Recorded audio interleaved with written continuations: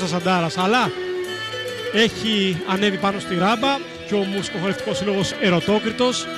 Βλέπετε εδώ τα παλικάρια από την Κρήτη, ο Μουσικός Χορευτικός Όμιλος Ερωτόκριτος του χοροδιδάσκαλου Κώστα Κυριακάκη με 100 άνδρες του ομίλου εκπροσωπούν την Κρήτη και τιμούν και εκείνοι με την παρουσία τους αυτό το μεγάλο γεγονός των Special Olympics, παρουσιάζοντας τον αρχαιότερο και ηρωικότερο χώρο της Κρήτης, τον Πετροζάλιο.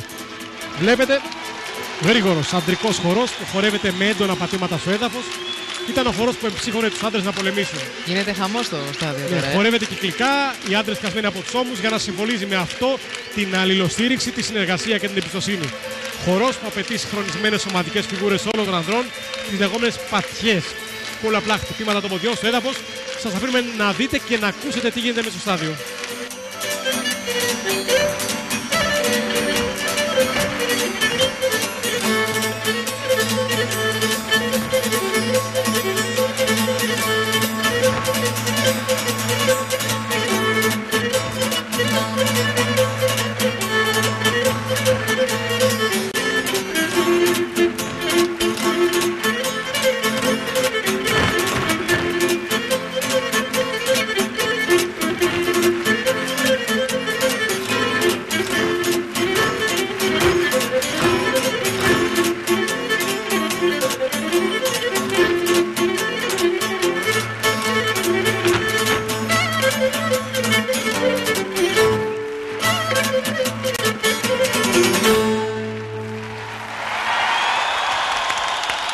Ακούτε τι γίνεται. Καταπληκτικές οι πατιές και εκοφαντικές.